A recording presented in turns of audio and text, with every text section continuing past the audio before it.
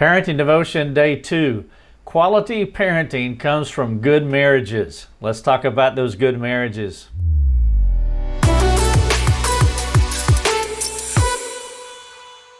The Bible is not a parenting book, which is why it gives so little parenting advice. The Bible is a relationship book. Rather than providing you with parenting tips, it provides you with a plethora of information about how to have great relationships within any community construct. Whether that construct is marriages, families, churches, businesses, friends, or even your neighbors. In 1 Corinthians 11:1, Paul said, "Be imitators of me as I am of Christ." If you want your child to learn how to live in and enjoy wonderful relationships, your primary goal must be to show them the one who perfected relational living. His name is Christ. You want them to be Christ-like. Every Christian parent wants their child to be an authentic and maturing representation of Jesus Christ, which leads to an important question. What is the most effective way to teach your child how to be like Jesus? The answer is you export your life to them. You must become a living, breathing, walking example of what you want your children to become. Parents should not be parenting as much as they should be exporting their marriage relationship to their children. Truthfully, parents are exporting their marriage relationship to their children because there is no other option. The real question is, what is your marriage teaching your child about relationships?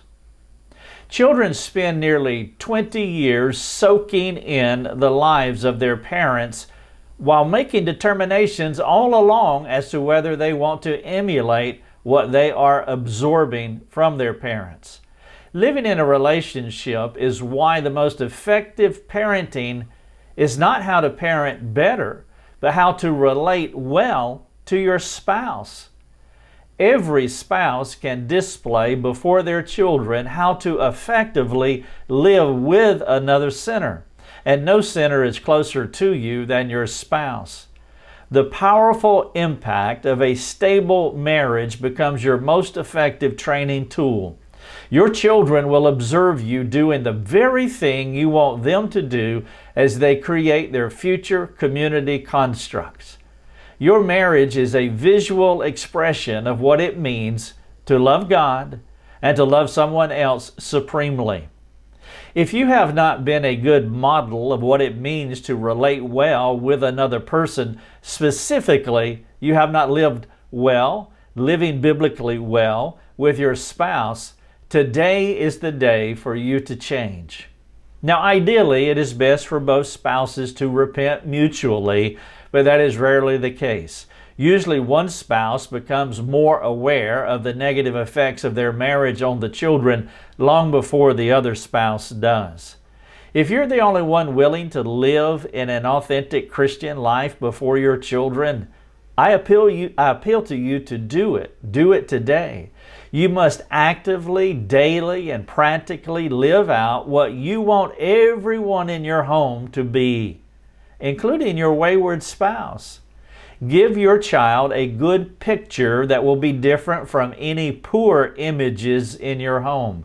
Ask the Father to give you the grace and the boldness to give your children that portrait of yourself being Christ-like.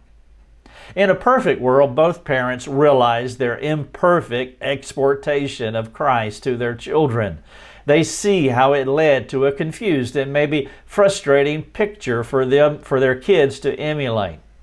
This kind of parental failure motivates humble and broken parents to fix the marriage. But as you know, we do not live in a perfect world. Therefore, some parents do not want to do what it takes to change their lives in order to emulate Christ so that they can export that Christ life to their child. This is Parenting Devotion Day 2. The title of it is Quality Parenting Comes from Good Marriages. Here's a couple of questions for you to think through. Number one, what have you taught your children about how to relate well with another sinner, specifically your spouse? Maybe you can ask your children that question as they have observed you relating to your spouse. You have exported something to them. What have they absorbed? What have they picked up? What have they learned? Question number two, if you've not done a decent job emulating Christ to your children, what will you do to change today? If we can help you with these questions or any other aspect of this devotion, please let us know. Devotion number 2. Thank you so much for watching.